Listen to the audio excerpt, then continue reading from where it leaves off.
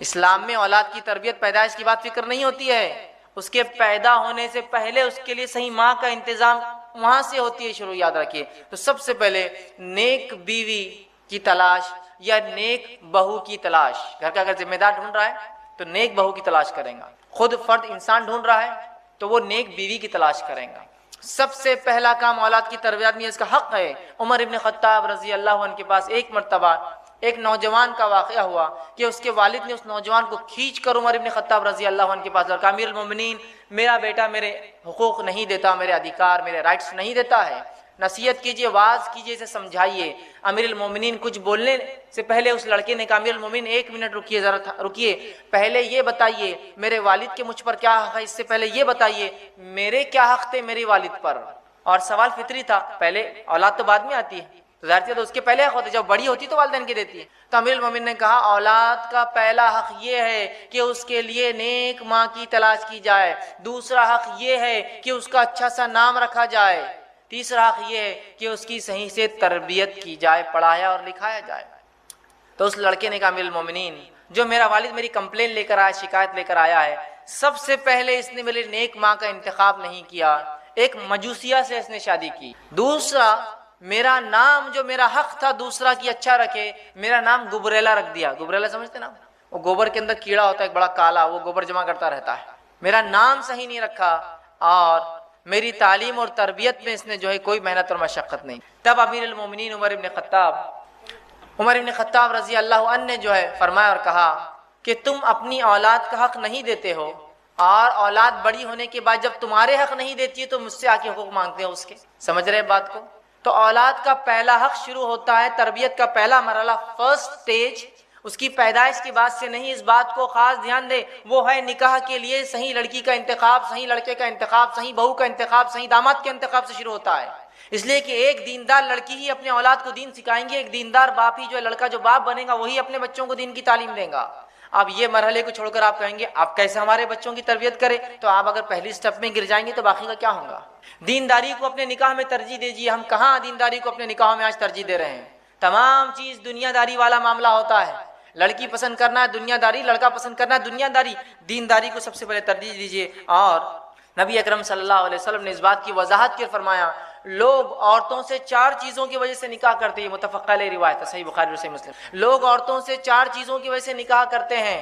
पहला, वली मालिहा, उसके माल को देखकर लोग निकाह करते हैं। दूसरा, वली जमालिहा, उसकी खूबसूरती को देखकर लोग निकाह करते हैं। वली हसबिहा, उसके ननियाल और ददियाल खानदान को देखकर निकाह करते हैं। वली दीनिहा, और चौथी चीज दुनिया के एतबार से लोग क्या करते हैं, आखिरी में चौथी चीज दीनदारी देखकर जो निकाह करते हैं। ए मुसलमान नौजवानों, तुम्हारे हाथ मिट्टी लगो, तुम दीनदारी को लाजिम जानो निकाह में। दीनदारी सबसे अफजल है निकाह में, याद रखिए। आज दीनदारी को हम कोई तरजीह नहीं दे रहे, याद रखिए, जिसके नतीजे में औलाद की तरबियत फिर कहाँ से होने वाली है। नबी अकरम सल्लल्लाहु अलैहि वसल्लम ने कितनी प्यारी बात की हदीस के अंदर, और आपने फरमाया, सही मुस्लिम की रिवायत है, अद्दुनिया कुल्लुहा मता, दुनिया जमा करने की चीज है, व खैरु मताइ दुनिया अल मरअतुस सालिह, और इसमें सबसे बेहतरीन सामान या चीज जो एक इंसान को मिल जाती है वो नेक बीवी है। इससे बेहतरीन कोई चीज नहीं दुनिया में नेक बीवी से। तो सबसे पहला काम औलाद की तरबियत में क्या करना होगा, नेक बीवी का इंतखाब, नेक शौहर का इंतखाब, नेक बहू का इंतखाब, नेक दामाद का इंतखाब। अब जब 2 नेक लोग मिलेंगे तो नस्लें नेक होंगी, जब 2 बद लोग मिलेंगे तो नस्लें बुरी होंगी। ये अल्लाह का फजल है कि इस उम्मत को निकाह की उसने इजाजत दी, बल्कि हुक्म दिया। वरना दीगर कौमों में ये होता है, नेक लोग शादी नहीं करते और उनकी नस्लें कम होती है, बुरे लोग निकाह करते हैं और वो बढ़ते जाते हैं। एक इंसान नेक बन गया, अब वो शादी नहीं कर सकता। इस्लाम में एक इंसान नेक है, निकाह कर सकता है, तो जाहिर सी बात है नेक लोग आगे बढ़ेंगे। वरना दूसरी कौम में नेक लोग खत्म हो जाते हैं और बुरे लोग बढ़ते जाते हैं। तो बहरहाल सबसे पहला मरहला जहाँ से तरबियत की इब्तिदा स्टार्ट होंगी वो मरहला है, वो माँ के इंतखाब से शुरू होता है। इसको सबसे पहले हम ध्यान दें। दूसरी चीज, जो दूसरा स्टेप रहेगा हमारा औलाद की तरबियत में, वो ये है कि जब निकाह हो जाए जो दीनदारी की बुनियाद पर हो, उसके बाद वालिदैन नेक औलाद की अल्लाह से दुआ करे। इसका भी बड़ा तासीर और असर होता है। किस चीज की दुआ करे? नेक औलाद की वालिदैन अल्लाह से दुआ करें।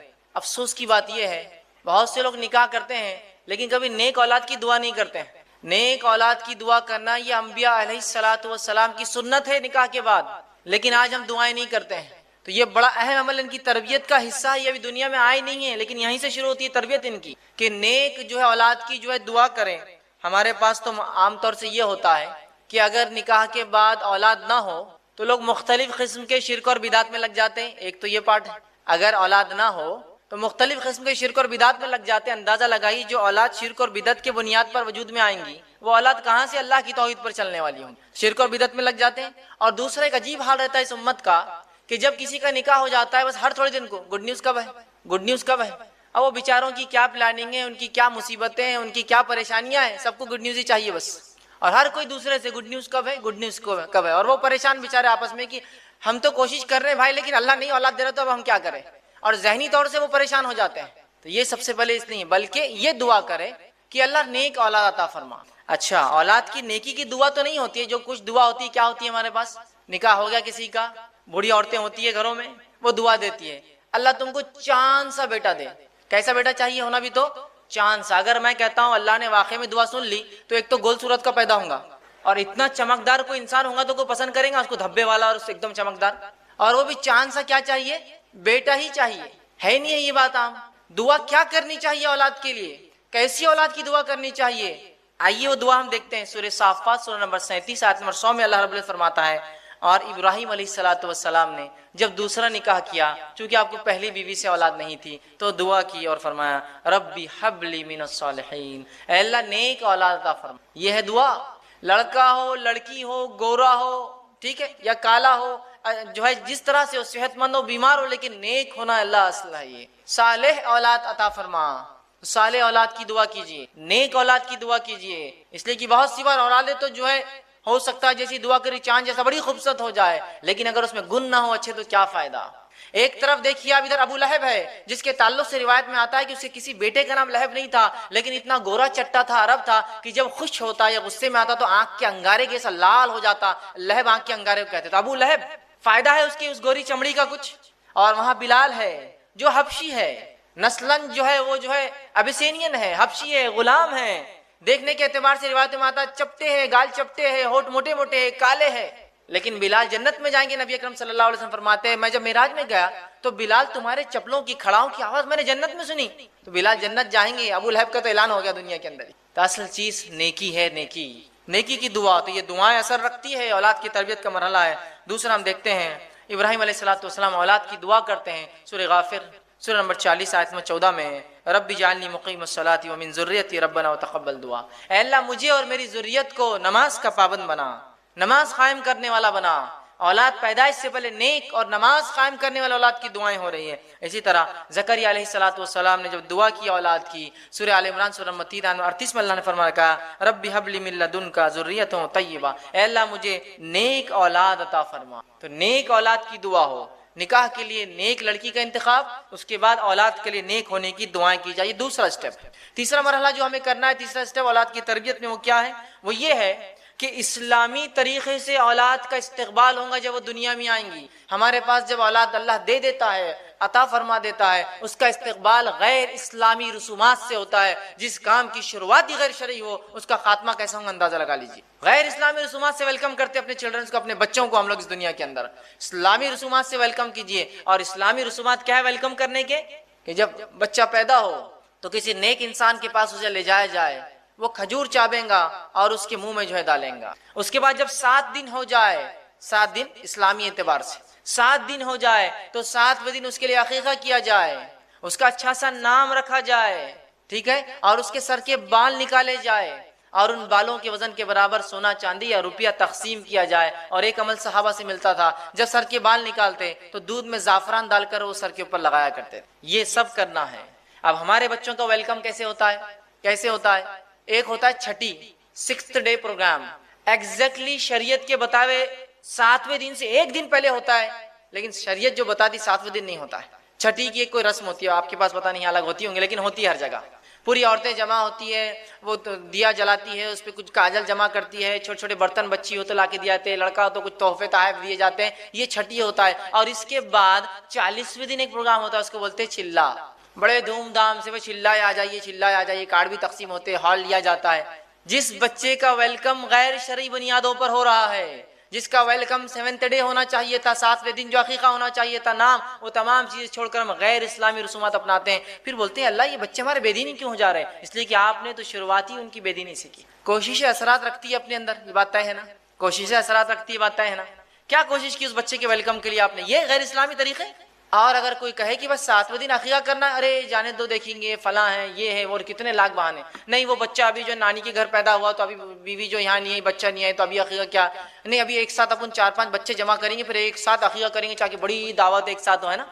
होता है बहुत से लोग, देखो अब कितने बच्चे होगा अपने को? 4 होगा, 4 के हिसाब से बहुत हो गया ना, अच्छा हो गया। 2 बकरे लड़के के, 2-3 लड़कियां, और तो ये 5 बकरों की बड़ी दावत करेंगे। ये बच्चों को जमा करके दावत करने कौन सा तरीका आपने निकाला है? 7वें दिन कर देना है। इसलिए कि नबी अकरम सल्लल्लाहु अलैहि वसल्लम फरमाते हैं, जामे तिर्मिज़ी की रिवायत है, समरा बिन जुंदुब रज़ी अल्लाहु अन्हु उसके रावी, वो कहते हैं अकीक़े के बदले बच्चा रहन होता है। और बिजनेस कम्युनिटी रहन क्या होता है ज्यादा अच्छे समझती है। रहन कोई चीज देख कर कोई चीज ली जाती है, रहन समझते हो। फिर बोलते हैं बच्चे बीमार हो जाते हैं, बच्चों को ये हो रहा, आपने अपना रहन छुड़ाया कहाँ अब तक? रहन किसी चीज के बदले, गिरवी जिसको बोलते हैं, बच्चा रहन होता है अकीक़े के बदले में। जब इंसान अकीक़ा करता है तो उसको छुड़ा लेता है। तो लड़का हो तो आप सल्लल्लाहु अलैहि वसल्लम के ताल्लुक से मुस्नद अहमद की रिवायत है, जो है माया आयशा रजी अल्लाह अन्हा फरमाती है, जब लड़का होता तो अल्लाह के रसूल 2 जानवर जुबा करने, 2 बकरे, 2 दुम्बे, 2 बकरियां का हुक्म देते, और जब लड़की होती तो 1 जुबा करने का हुक्म देते। इसी तरह मुस्नद अहमद की रिवायत है, आप सल्लल्लाहु अलैहि वसल्लम जब बच्चा पैदा होता तो उसके बाल निकालने की जो है इजाजत देते, कि 7वें दिन उसके बाल, उसको ईजा देने वाली चीज, चूंकि माँ के पेट में उन बालों के साथ रहा है, वो बीमारी और ईजा देते हैं, बाल तकलीफ देते हैं, तो ईजा देने वाली चीज निकालने का हुक्म देते, और सहाबा बालों को निकालते। उन बालों के वजन के बराबर नबी अकरम सल्लल्लाहु अलैहि वसल्लम सोना या चांदी, आज के जमाने में हम बोलेंगे कैश, उसके बराबर तकसीम करते गरीबों में। ठीक है। इसी तरह अगर लड़का हो तो उसकी खतना कीजिए। ठीक है। लेकिन आज हम देखते हैं इन तमाम चीजों को छोड़कर बिदात और खुराफात हम लोग करते हैं। 6ठी और 40वां हम कर रहे हैं, चिल्ला जिसको कहते हैं। सुन्नत को जगाइए, वरना कैसे हमारे बच्चे दीनदार होंगे जिनका वेलकम इस तरह से नहीं हो रहा है। तो ये बात बड़ी अहम है, याद रखिए। और इतना हम चीजों को खींचते हैं, शरीयत ने जो हुक्म दिया, 7वें दिन अकीका तो पता नहीं 7 साल बाद हो रहा है, 70 साल बाद हो रहा है। नाम रखना है 7वां दिन, नाम रखने के लिए आखिरी हद है। 7th डे तो रखना है, उससे पहले भी आप तय करके रख सकते हैं। जैसे नबी अकरम सल्लल्लाहु अलैहि वसल्लम को एक लड़का हुआ और जिब्राइल इस्लाम आए और कहा, ऐ अबू इब्राहिम, मतलब लड़के का नाम इब्राहिम रखा था आपने, इसलिए आते ही पुकारा उस नाम से आपको, तो एडवांस रखा जा सकता है। और बाद में अगर मैक्सिमम लिमिट 7th डे है, लेकिन हाल ये इन तमाम चीजों में इतना हम गुलू कर जाते हैं कि बच्चे का, आप देखिए लड़का है लड़की, 2 ही चीजें हो सकती, 2 नाम तय करना है कोई।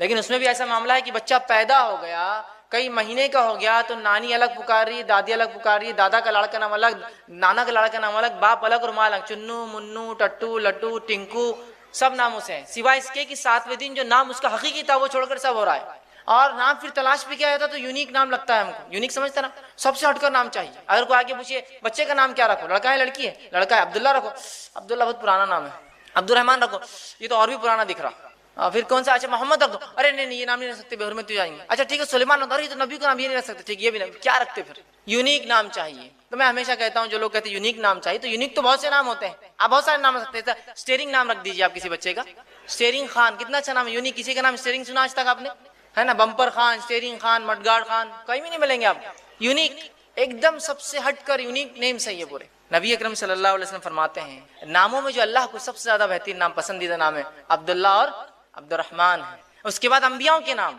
हमको तो पसंद नहीं आती है कोई नाम, अंबियाओं के 25 नाम है जो कुरान में दिए गए, और बाकी नाम अल्लाह के जो हम सब जानते हैं, जो जाती और सिफती नाम है। कहाँ रखते हैं, कहाँ रखते हैं? तो इन नामों को रखिए, इनकी तासीर है, इनके असरात है कि बच्चे को किस तरबियत के, किस नहज पर, किस तरीके पर आप चलाना चाहते हैं, उसके नाम बताता है, इंडिकेट करता है। समझ रहे हैं आप बात को? और बच्चे में वो अखलाक नजर आना शुरू हो जाते हैं बचपन से। अगर किसी एक बच्चे का नाम सलमान रखा जाए, रखने का वजह सलमान फारसी है, तो बच्चे में सलमान फारसी जैसे अखलाक और आदत अतवार होंगे। और रखने का नाम दूसरे सलमान साहब है तो फिर मुश्किल होता है, बच्चे में वही सब चीजें नजर आती, फिर बोलती है ऐसा टेढ़ा मेढ़ा क्यों हो जाता महफिलों में जाकर, फला चीजें क्यों करता, क्योंकि उसकी तरबियत ही उस नाम पे हुई ना। नाम निस्बत जोड़ते हैं ना किसी से ले जाकर।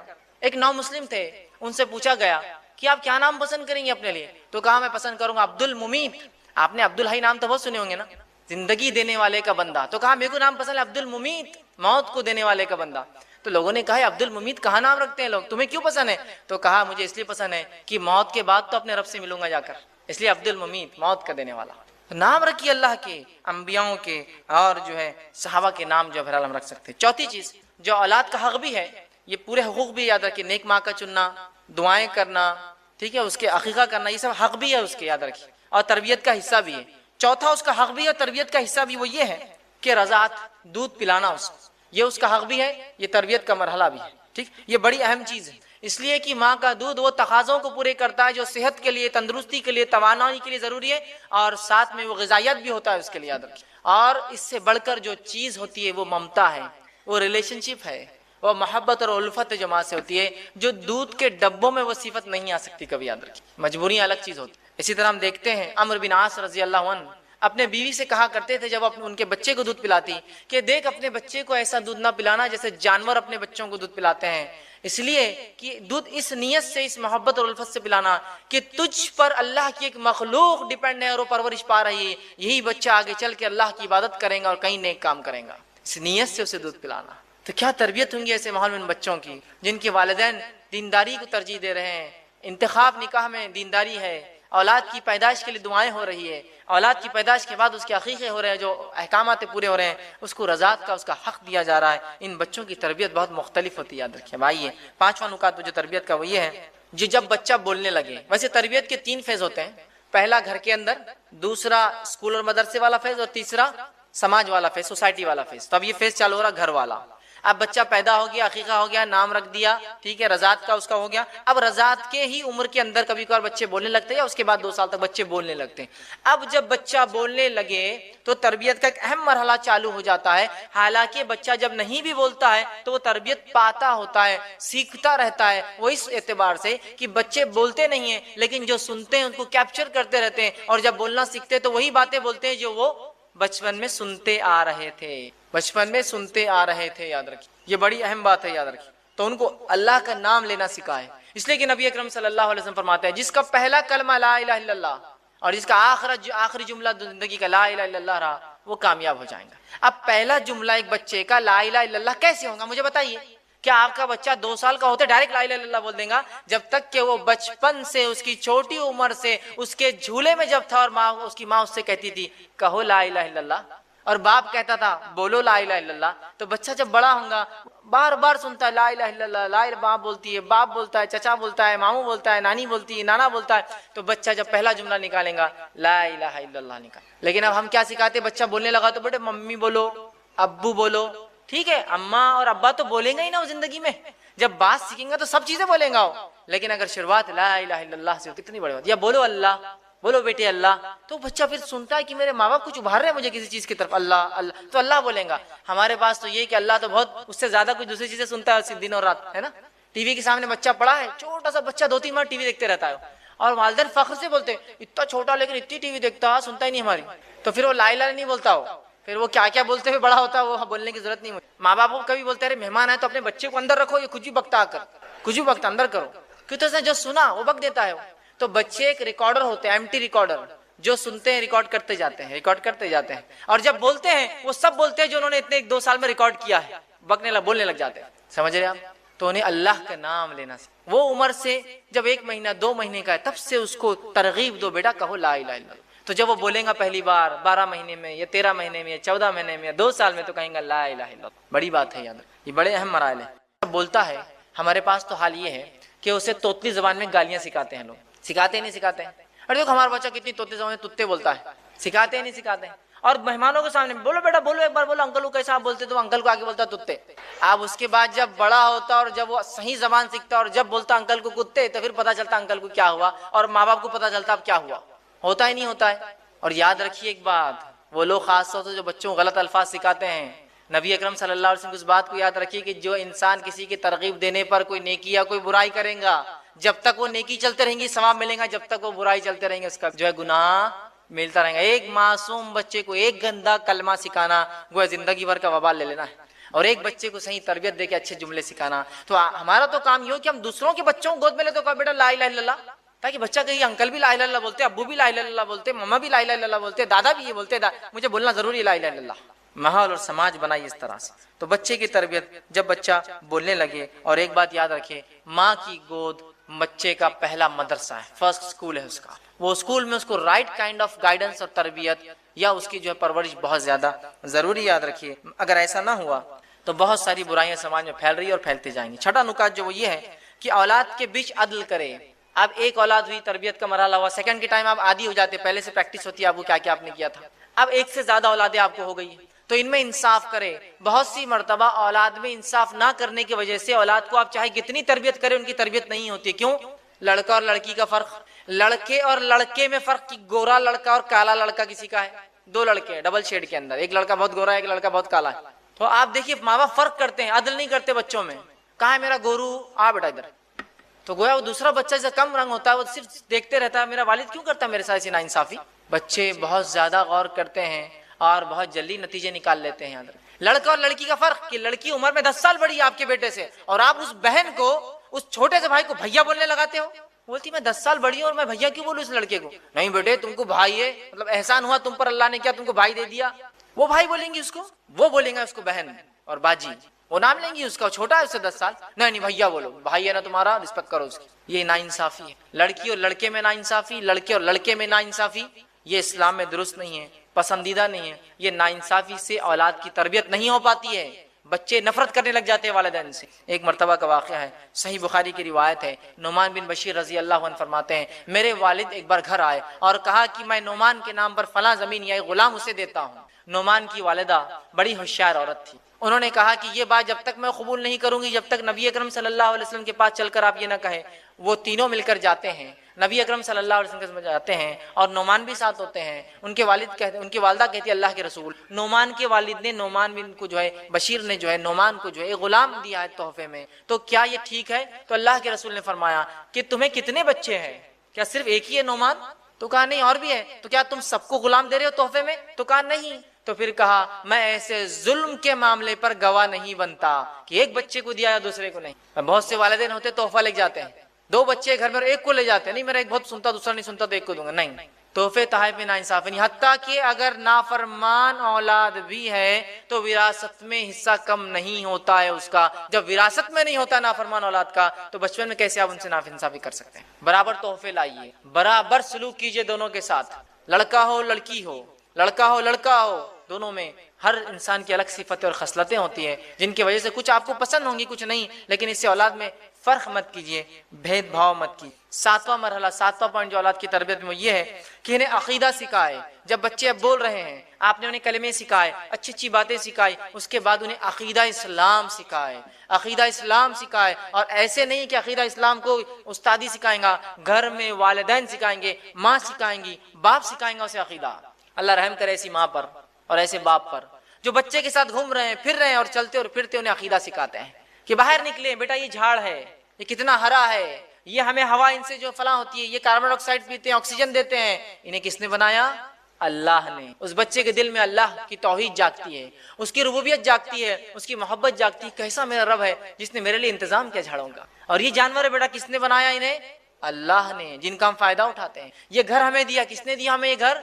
अल्लाह ने। बेटा इसका हम देखो कितनी फायदा, इन नेमतों का शुक्र अदा करो बेटा, बच्चों को सिखाइए। अब्दुल्ला बिन अब्बास रजी अल्लाह अन्हु फरमाते हैं, मैं छोटा था, नबी अकरम सल्लल्लाहु अलैहि वसल्लम के साथ ऊंट पर सवार हुआ और सवार होने के बाद अल्लाह के रसूल ने मुझे कुछ बातें सिखाई। ये तरबियत की बड़ी अच्छी बातें जो अल्लाह के रसूल ने अब्दुल्ला को सिखाई थी। आप सल्लल्लाहु अलैहि वसल्लम ने छोटे थे, सिखाया और फरमाया, कहा पहली चीज जो नसीहत की अब्दुल्ला को, जो जामे तिरमिजी की रिवायत है उसके अंदर जो है 5 नसीहतें और मुस्नद अहमद की रिवायत में इजाफी और 3 नसीहतें, 4 नसीहतें, टोटल 9 है नसीहतें। पहला कहा तरबियत कर रहे बच्चे के अकीदे की, कहा अब्दुल्ला से तुम अल्लाह के अहकाम की हिफाजत करो, वो तुम्हारी हिफाजत करेंगे। अब्दुल्ला, ऐ बेटे, ऐ गुलाम, ऐ प्यारे लड़के, तुम अल्लाह के अहकाम की हिफाजत करो, अल्लाह तुम्हारी हिफाजत करेगा। तुम अल्लाह के अहकाम की हिफाजत करोगे, तुम इसे अपने सामने पाओगे मदद के वक्त, उसकी जब तुम्हें जरूरत होगी, तकलीफ में होंगे, उसकी मदद तुम्हारे सामने होगी। फिर फरमाया तीसरी बात, जब तुमको कोई सवाल हो तो अल्लाह से करना। जब कोई चीज मांगना हो बेटा तो किससे मांगना? अल्लाह से मांगना। फिर फरमाते अल्लाह के रसूल चौथी बात, जब जो है मदद तलब करो तो अल्लाह से बेटा मदद तलब करना। 5वीं बात फरमाते, याद रखो सारी दुनिया भी अगर तुम्हारे खिलाफ जमा हो जाए तो कुछ नहीं बिगाड़ सकती सिवाय वो जो अल्लाह चाहे, और सारी दुनिया भी जमा होकर तुम्हें कुछ फायदा पहुंचाना चाहे तो कुछ फायदा नहीं पहुंचा सकती सिवाय जो अल्लाह चाहे। कैसा अकीदा बना रहे उस बच्चे का मजबूत। अब ये बच्चा आपको लगता है कि कहीं भी जाकर सर टेकेगा और कभी अपनी जिंदगी में शिर्क और जो बिदअत और खुराफात करेगा? बिल्कुल नहीं। इसी तरह मुस्नद अहमद में और आगे नसीहतें 4 और इजाफी है। छठी बात जो इस रिवायत में आती है वो ये है, खुशहाली में इसकी तरफ रुजू करना बच्चे, तो परेशान हाली में अल्लाह तुम्हें कभी फरामोश नहीं करेगा। खुशहाली में याद रखना तुम अल्लाह को, वो तुम्हें जो है कभी फरामोश जो है तंगदस्ती में नहीं करेगा। आगे 7वीं नसीहत करते, याद रखो जो चीज तुम्हें नहीं मिली है बेटा, ए बच्चे, तो तुम्हें नहीं मिल सकती थी, और जो तुम्हें मिल गया तुमसे वो कोई नहीं छीन सकता है। क्या प्यारी तरबियत दे रहे इस बच्चे को। फिर आगे फरमाते अल्लाह के रसूल और कहते हैं, याद रखो अल्लाह की मदद सब्र से वाबस्ता है। बच्चे को अल्लाह की मदद सब्र से वाबस्ता है, कोशिश तकलीफ के साथ है, फिर फरमाते हैं आसानी तंगी के साथ होती है। कितनी प्यारी प्यारी नसीहतें उस बच्चे को अकीदे के तौर पे नबी अकरम सल्लल्लाहु अलैहि वसल्लम सिखा रहे हैं। ठीक है, 8वीं बात, 8वां पॉइंट जो औलाद की तरबियत में हम याद रखेंगे वो ये है, बच्चे की तरबियत में माँ का किरदार।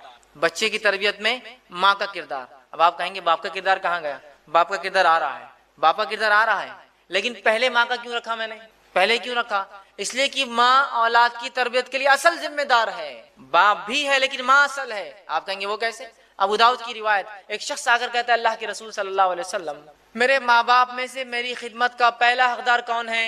कहा माँ। दूसरा हकदार कौन है? तो कहा माँ। कहा तीसरा हकदार कौन है थर्ड लेवल पर? तो कहा माँ। कहा चौथा हकदार कौन है? तो कहा तेरा बाप, तुम्हारे वालिद। वालिद का रैंकिंग क्या आई? 4th। अगर इस एतबार से देखा जाए तो gold medal goes to father. Gold medal गया बाप को, जो माफ करना माँ को, सिल्वर मेडल गया माँ को, ब्रॉन्ज मेडल गया माँ को, और बाप को सिर्फ पार्टिसिपेशन प्राइज मिला, सिर्फ 4th लेवल पर आता है वो। जब इस्लाम माँ को ये दर्जा दे रहा है तो कुछ वजह होंगी ना इसके पीछे। अगर आपको एक पोजीशन और पोस्ट दी जाती समाज में तो क्या आप नाकारा नाअहल काम ना करने की वजह से दी जाती है या काम की वजह से दी जाती है? इस्लाम ने औरत को माँ का जो मुकाम दिया है वो इसलिए इतना ऊंचा है कि उसका मुकाम, उसकी अहमियत और उसकी तरबियत सबसे अव्वल है, इसलिए उसका है। और इसीलिए इस्लाम ने औरतों को काम से और तिजारत से दूर रखा, इसलिए कि उनको सबसे इंपॉर्टेंट वर्क करना है समाज का, लड़के और लड़कियों की तरबियत करना है। समझ रहे आप? इसीलिए उनको घर में रखा, जिम्मेदारियां दी कमाई की, क्योंकि इस्लाम जानता है बहुत अहम काम करना है औरतों को। ठीक है, तो माँ का पहले किरदार है। और याद रखिए माँ का किरदार इतना अहम और असल है कि औलाद बाप के मुकाबले में माँ के अकीदे पर होती है। औलाद बाप के मुकाबले में माँ की अकीदत पर होती है। याद रखिए, समझ रहे हैं बात को? ये लोग गौर से सुने जो दीनदारी को नहीं देखे खूबसूरती को तरजीह देते हैं। औलाद बाप के मुकाबले में माँ के अकीदे पर होती है, मतलब औलाद माँ की बात ज्यादा सुनती है बाप के मुकाबले में। अगर बाप कहे कि इस घर में आज इस दिन ये चीज नहीं होंगी, वो कायल नहीं उस चीज का, वो कहे के चला जाए, तो वो औरत बच्चों को बोलती बेटा अब्बू आए ना शाम में नहीं बोलना, वो सब करती है। जब शाम में अब्बू आते आज कुछ हुआ तो नहीं, बच्चे बोलते अब्बू कुछ भी नहीं हुआ आज। भी बोलती नहीं आपने नहीं बोले बात मैं कैसा कर सकती कोई चीज। बच्चे सपोर्ट किसको करते हैं? माँ को। अब माँ दीनदार है, बाप कितना भी बेदीन हो तो माँ बच्चों को तरबियत याफ्ता कर देंगे। समझ रहे हैं बात को? तो माँ का किरदार अहम है। और माँ के अकीदे बच्चा होता है, उसकी पहली दलील नूह अलैहिस्सलातु वस्सलाम का बेटा है। चूंकि आपकी बीवी ईमान नहीं लाई, आपका बेटा भी ईमान नहीं लाया, इसलिए मैंने कहा बच्चे माँ के अकीदे पे होते हैं बाप के मुकाबले में। चूंकि बच्चे अपने दिल की बात जब बाप को भी कहना होता है, वालिद को, तो किससे कहलवाते हैं? मम्मी आप बोलो, अम्मी आप बोलो, वालदा आप बोलो, अम्मी हुजूर आप बोलो, है ना? ये करते ही नहीं करते। तो बहुत अहम है माँ का किरदार। तो औरतें इस बात को गौर से सुने, आप एक बहुत अहम जिम्मेदारी के तहत माशी जिम्मेदारियों से, इकोनॉमिकल बर्डन से दूर की गई है ताकि आप तरबियत करें बच्चों की। लेकिन अफसोस की बात है आज हमारी माएँ कहाँ वो तरबियत करी, हमारी बहनें और माएँ जो तरबियत मतलूब है। आज तो तरबियत का ये मामला है कि माँ के गोद में एक हमारी बहन के गोद में एक छोटा बच्चा है और वो बैठ के 3-3 घंटे अगर सिनेमा और टीवी देखती है, तो क्या उम्मीद की जाएंगी इन बच्चों से कि ये खालिद बिन वलीद बनेंगे और या अबू बकर और उमर और उस्मान बनेंगे? बहुत अहम किरदार है माओ का। जब माओ ने अपनी जिम्मेदारी छोड़ दी तो याद है कि रोज़े क़यामत पूछ भी है, वो हदीस याद कीजिए, और औरत से पूछूंगी उसके शौहर के बच्चों की क्या किया उस जिम्मेदारी, और जो जिम्मेदारी जाया करे वो जन्नत की खुशबू भी नहीं। तो आज हम देख रहे हैं माएँ तरबियत नहीं दे रही। दूसरा वाक़या उम्मे सुलैम रज़ी अल्लाह अन्हा, इनके बेटे अनस बिन मालिक, अनस के ताल्लुक से आता है रज़ी अल्लाह अन्हु कि इनकी वालिदा ईमान लाई थी। अबू अनस गैर मुस्लिम थे और एक मरतबा वो घर आए तो ये तो ईमान वाली थी। अनस से कहा कहो बेटे ला इलाहा इल्लल्लाह, तो अनस ने फौरन कह दिया ला इलाहा इल्लल्लाह। तो अबू अनस ने कहा कि तुम तो बिगड़ गई हो, मेरे बेटे को भी बिगाड़ दे रही हो। और लाख मना करने के बावजूद भी अनस बराबर जो माँ कहती रही ला इलाहा इल्लल्लाह कहते रहे। तो बच्चों पे माँ का असर ज्यादा होता है बाप के मुकाबले में। आइए तीसरा वाकया इस्माइल अलैहिस्सलाम का, जिनकी वालदा हाजरा अलैहिस्सलाम है, जो हाजरा अलैहिस्सलाम एक ऐसी माँ की मिसाल है जिसने अपने बेटे की ऐसी तरबियत की जिसकी ज्यादा तफसीलात तो बिल्कुल तफसीलात ज्यादा क्या बिल्कुल ही नहीं मिलती, सिवाय एक वाक़े में एक जुमले की जो अल्लाह रब्बुल इज़्ज़त ने अपनी किताब में दोहराया। वो जुमला बता देता है कि क्या तरबियत थी हाजरा की इस्माइल के मामले में अलैहिस्सलाम, क्या तरबियत थी। इब्राहिम अलैहिस्सलाम छोड़कर गए उस चीरखार जो इस्माइल को और अपनी बीवी को, लेकिन उसके बाद जब एक हुक्म होता है ख्वाब के जरिए कि जाकर अपने बेटे को जुबाह कर दो, उस बेटे को लेकर निकलते हैं और कहते हैं बेटा मैंने ख्वाब देखा है, इन्नी तज़बहु का फंजुर माज़ा तरा, उस ख्वाब में मैं देखता हूं मैं तुझे जुबाह कर रहा हूं, अब तू बता क्या करना है। तो बेटे का एक जुमला हाजरा की तरबियत का कंक्लूजन है। बेटा कहता है कि ऐ मेरे वालिद कर गुजरिए, तिफल मा तुमर, कर गुजरिए जो रब की तरफ से हुक्म आपको आता है, सतजिदूनी इंशाअल्लाह मिनस साबिरीन, आप मुझे इंशाअल्लाह सब्र करने वालों में पाऊंगे। ये एक जुमला इस्माइल का उनकी माँ की तरबियत बताता क्या थी, जो ऐसी की थी हाजरा ने एक यूनिक तरबियत कि बाप आकर कहता जुबाह करना है और बेटा कह रहा है कर गुजरिए, जो आप करो आपको इंशाअल्लाह मैं सब्र करने वाला। तो बच्चे माँ के अकीदे पर होते हैं। माँ दीनदार थी, इस्माइल भी दीनदार थे, इस हद तक जो कहा बस करना है तो आप कर दीजिए खुद, है ना। इसी तरह हम देखते हैं इस मरहले में एक चीज को खास ख्याल रखें, वो ये है कि माएँ और बाप दोनों मिलकर बच्चों को लाड़ इतना ना कर दे कि बच्चे लाड़ में, आम जबान में कहते सड़ ना जाए, वरना बहुत सी बार इतना लाड़ एक्स्ट्राऑर्डिनरी हो जाता है कि फिर बाद में बच्चों को कंट्रोल करना नामुमकिन हो जाता है। समझ रहे आप बात? तो ये मरहला बहुत अहम है। और एक्स्ट्राऑर्डिनरी लाड़ नहीं, जिसको आम जबान में कहते हैं कि सोने का निवाला खिलाइए लेकिन कड़वी नजर से देखिए, सख्त मामला होगा, सब क्या खाना है, क्या पीना है, क्या देना है, सब कीजिए जो करना है, लेकिन तरबियत की और बदअखलाकी की और किसी दूसरे मामले में जर्रा बराबर भी छूट नहीं है बच्चों। सोने का निवाला खिलाइए लेकिन कड़वी नजर से देखिए ताकि वो बिगड़े ना। ठीक, नौवा मरहला, नौवा जो काम करना हमें 9 पॉइंट वो ये है, बाप की तरबियत। बाप की तरबियत कैसी होगी, मतलब बाप का रोल तरबियत में औलाद की बड़ा अहम है। माँ के बाद इसका चूंकि रोल आता है, बाप का रोल भी याद रखिए तरबियत में बहुत अहम है। और बाप और उस्ताद याद रखिए, दोनों की जिम्मेदारी एक जैसी होती है। इसलिए मैं इसको इंशाअल्लाह जो बच्चा जब घर से बाहर कदम रखता है तो जो है तरबियत में बाप का किरदार, बाप का रोल, और उसके बाद उसके उस्ताद, उसके टीचर, दोनों का रोल आता है।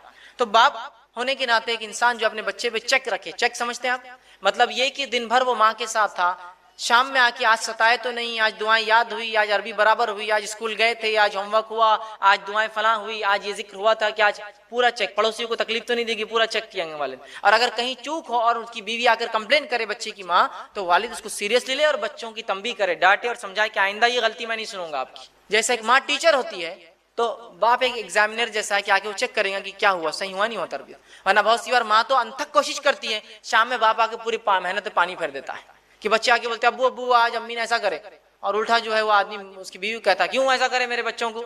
बच्चे शेर बन जाते हैं, उनको पता चल गया माँ की नहीं सुनना है अपने को। तो ये बात याद रखिए, बाप जो है, और बाप के लिए बेहतरीन नमूना इब्राहिम अलैहिस्सलाम, बाप के लिए बेहतरीन नमूना खुद नबी अकरम सल्लल्लाहु अलैहि वसल्लम, और बाप के लिए बेहतरीन नमूना कि कैसा हो जो है लुक़मान अलैहिस्सलाम है।